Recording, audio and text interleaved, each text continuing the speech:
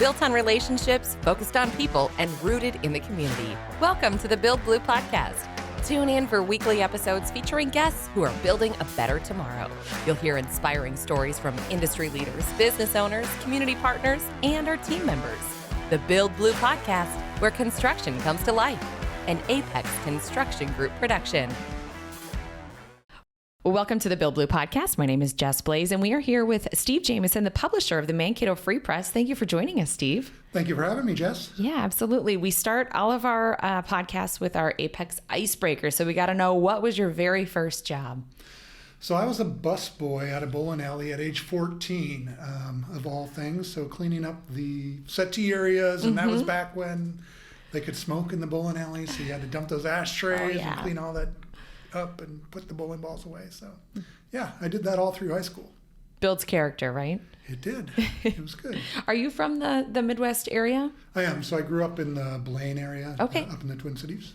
Great. So let's learn a little bit more about you and your background and what led you here to the Mankato Free Press.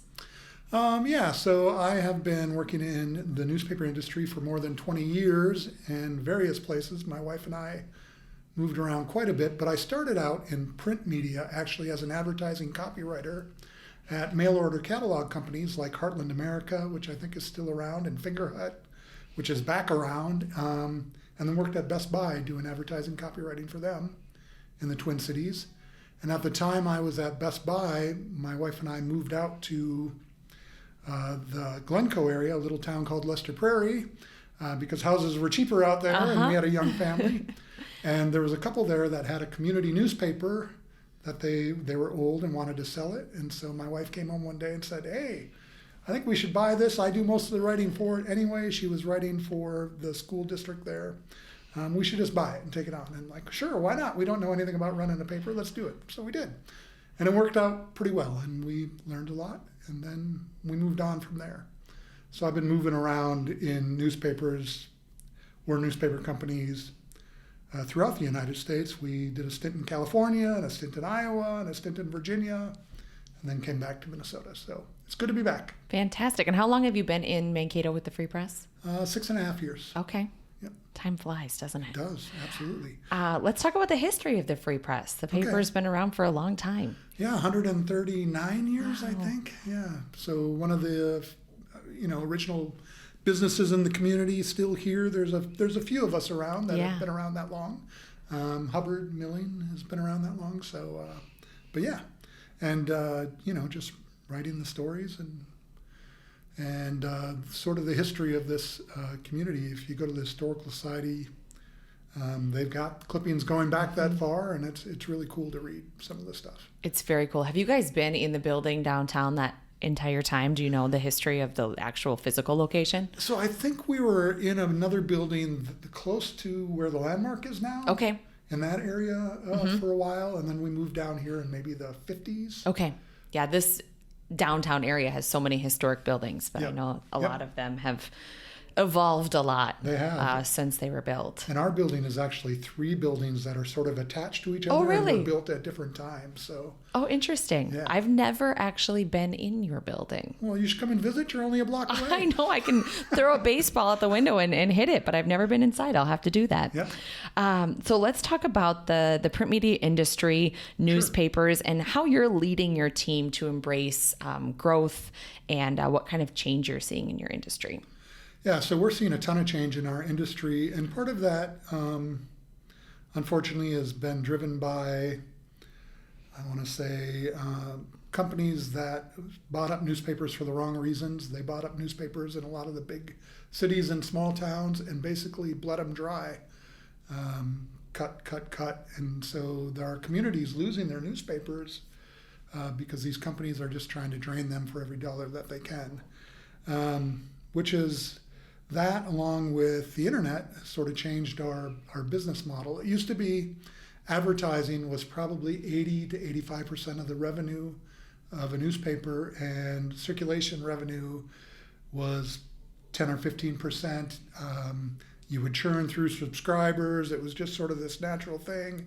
And all your money was got by advertising. And the more eyes you had, the more you could sell advertising. Well, now that's changed, and we have to change.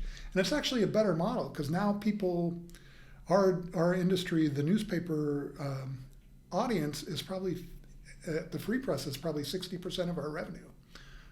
So circulation revenue is a very important part of our business. We have to take care of our customers. Of course, that also means we charge our customers more, and we have to make sure that we're giving them a value, and just valuing the paper and making sure that that becomes more, because a sustainable subscriber model is going to get you a lot farther than an advertising only model, especially as advertisers have so many other places they can go to now. Yeah, there are a lot of options. Yep. How long has your oldest tenured employee been with the paper? I think Glenn, who is sort of our building and production manager and all that, has been there 50-some years, Wow. 51, I want to say, yeah. So he's seen a lot of change. He has seen a lot of change. A lot of change. That's cool. So media as a whole is evolving, you know, especially the traditional mediums. So you guys are embracing new outlets with obviously a digital offering of the paper and some other things too. So let's talk about kind of some of that evolution. Yeah, so I mean, as it's changed, people want to read their news in a lot of different ways. So whether that's getting the physical paper or reading us online and just reading the headlines at our website, or you can go on and get the e-edition or the e-version of our paper, and some people love to do that. They just love to click on the pages and read it that way.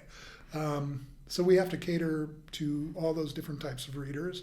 And, you know, if you buy a print subscription, you can get all of that on our website. But we have plenty of subscribers. I think it's 1,600 or 1,700 people that subscribe digital only. And that's great. You know, they're paying to read us online. They see the value in what we provide, and so it works out really well. How did the introduction of social media affect what you guys do? So for a long time, back when you could actually post something on social media and it went out to your followers and stuff. Yes. Because it used to be. I remember that. Yes. That was great because we could actually get our message out on social media like most every other business could. Yep. And sort of drive that business and drive engagement. Now, you know, any social media post probably goes to 1% of your followers, if that. So it's a lot harder. And what you'll see now is really sort of the weird news that sort of takes off on social media, sort of viral stuff. I mean, it's interesting. Anytime a new restaurant opens in town and we announce that, those posts seem to go viral. Or anytime we announce a new development in downtown, you'll get people wanting to comment positively and negatively on those sorts of things. So social media is it's not as important as it used to be for our industry. Well, that's really interesting. When you say that, you know, I think anyone that has a business or is active on a business page can see that you're not getting that organic reach that you used to. You used to be able to, you know, put out a post and over half of your audience would see it. That's certainly not the case anymore. So let's talk about the physical paper. And there's just something about like reading from paper, whether it be a book or a magazine or a newspaper. And you guys do have some other publications as well. We do, yes. So let's talk about some of those other publications. Okay, well, besides our newspaper, the Free Press, which is still 7 days a week, and that's rare in our industry. 7 days print. The only other papers in Minnesota that print 7 days are the Star Tribune and the Pioneer Press. Really? So we are.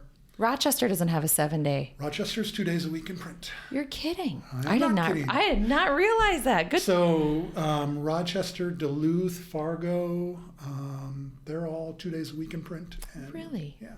And what do you attribute that to for Mankato being able to sustain that 7 days a week? This is such a great market for having a newspaper because I don't know if it's because we are blessed with the universities in our market, so we have like this highly educated market along with sort of the people who have to teach there. We have great business in this market, so I think there's just a lot of people that appreciate that printed newspaper, and so they've really supported us, and in return, we try very hard to support the community.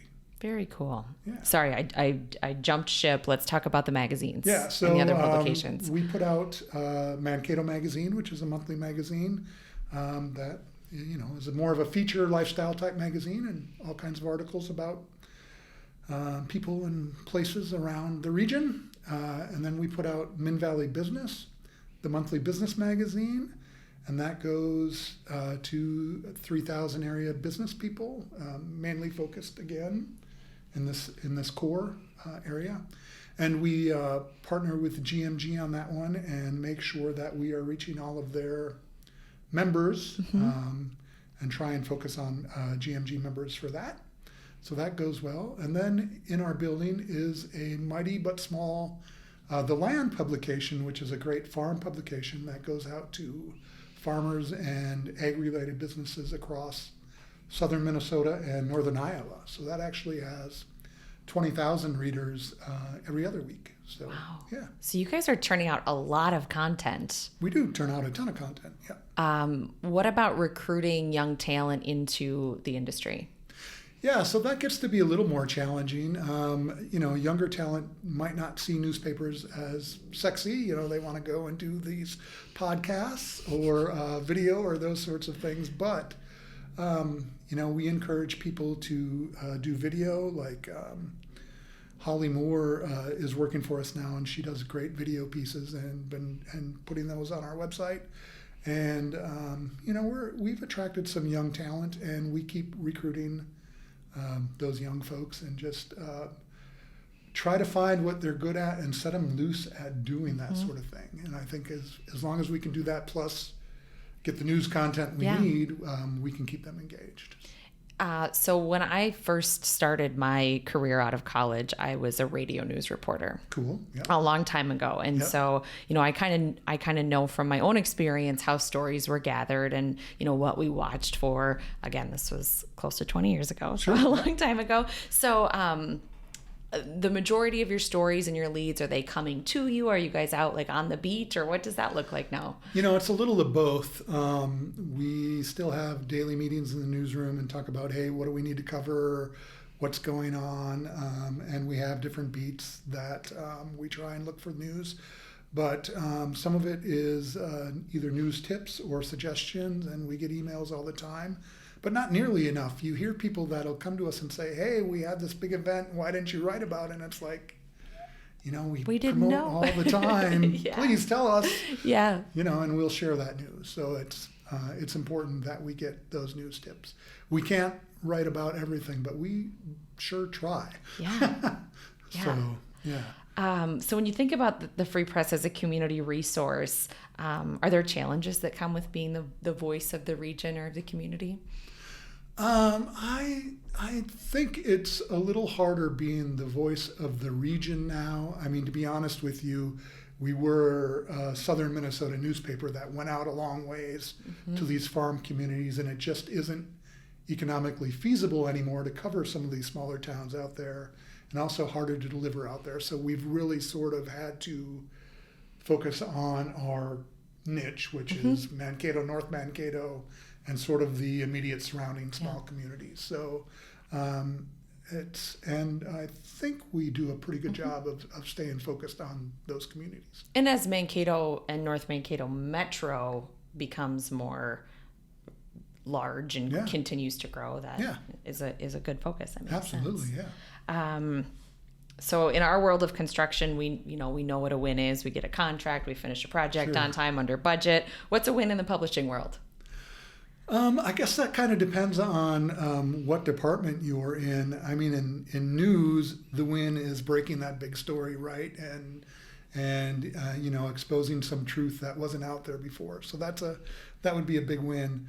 In advertising for our paper, one of the things that we've had great success with is actually selling sort of digital advertising that has nothing to do with our newspaper. And frankly, for a lot of our customers, nothing to do with this community. We're actually working with a lot of businesses in the community and helping them promote their business nationwide. And we've had some really good, successful wins the last year or so, helping non-traditional businesses like APX or a Schwickert's or Vetterstone or some of those people, grow their business in sort of those non-traditional ways. How many team members do you guys have at the Free Press? Employees? Employees, yeah, sorry. Team members, employees? Team members, employees. There are, I want to say, about 55 full-time employees, probably 7 to 10 part-time employees. And then the thing to remember is we have a ton of freelancers and contract employees, our delivery drivers and all that. So hundreds of those folks in the community. Yeah. So, and this is kind of a question out of left field, but like tomorrow is Friday as of recording this. Yes. How many people's hands will go in to getting that paper on our break room counter tomorrow morning?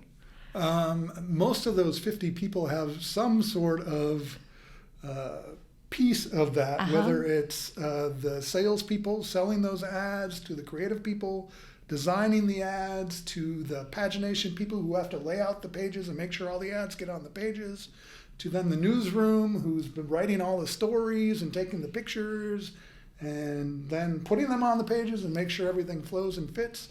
And then it goes to our pre-press area who makes the plates that go on the press. And then the press guys have to print it, and then it goes out to our what we call our mail room, where they get the paper, and then we'll stuff any inserts or anything that they have to put inside that paper in it. And the ones that get mailed get shipped to the post office, and the ones that get to carriers are handed to the carriers. So when you think about it, we are manufacturing a brand new product every single day from scratch. And then delivering it to about 7,000 doorsteps every morning. That's really cool. It is cool. I mean, we're creating a brand new product with new content every single day. And you push it out, it's done, you go home, and then you just repeat. Yeah. Yep. Every day. Every day. Wow. Yeah. That is very cool. Is the pagination, is that all done digitally now, or is that? Yes. Okay. Yeah. So it's through InDesign. Yeah. Yep. Well, I was on the high school paper staff. Yeah. And it was all like on a wax board, and you would print it out and cut it and fit it into the columns. Absolutely. So I was in this business when you had to do that. Yeah. And our newspapers used to have camera rooms, which were literally these big, huge cameras, and then those boards, and the camera shot a picture of that board so that you could make the plates to put on the press. And you had to actually, if on a full color page, it took 4 of those boards, because you got your 4 colors that you had to shoot pictures of to make your 4 plates to go on the press. So yeah, it's changed a lot in the 20-some years. Yeah, yes, I'm sure it has. But still, you're actually creating a brand new physical product every single day. Absolutely. Which is and in our case, it's nearly 24 hours, because we're posting fresh news all the time on our website as well. Wow. Yeah. That's pretty fun to think about. Yeah. What do you see for the future of not only print news, but other local news mediums? Of course, you'll be able to speak to print the best, but just in your experience. I want to answer the second part of that question first, because I think we're in a community that has great local media, to be honest with you. Yeah. Not only do the radio stations and TV stations in town sort of support the community and support all of the nonprofits in the community, which is great, but they're pretty strong, and I think we all play pretty well together, which you don't always see in most markets. So I'll address that piece first, because I hope that they're here to stay. Yeah. And I think we'll be here to stay long term. Will we continue to be 7 days a week in print 10 years from now? Probably not. As more people shift to getting their news digitally, we'll probably shift that way and cut out some days. Will we ever go to all digital? I don't know, because you talked about people still like having that paper in their hands. So I can see a time where you maybe have a premium subscriber that wants that print piece, and if they're willing to pay for it, we'll print it for them and get it to their door every day. So, but yeah, I think we're here to stay. People like to read the news, and you hear all the time, well, young people aren't reading newspapers. And I think for a short time that's true, except that they are reading news. They're reading news about what they're interested in, or they're reading news about the community in other ways. So they're getting their news. And then as they get older and you start looking for jobs and you maybe start having families and settle down, then those community things that are happening become more important. That's when you start paying attention to the school boards and, you know, what's going on with your taxes and those sorts of things. And that's when I think we capture those people and create new readers. Very cool. Anything you'd like to add, Steve? Nope, I think that's good. All right. Well, this was a fun conversation. Thank you for coming over. Yeah. I am going to come over for a tour sometime. I'd Awesome. love You are welcome. to see it all take place. Yeah. That is the Build Blue podcast. You can listen to us, of course, anywhere you get your podcasts, on YouTube as well. And we'll be back with another episode next week.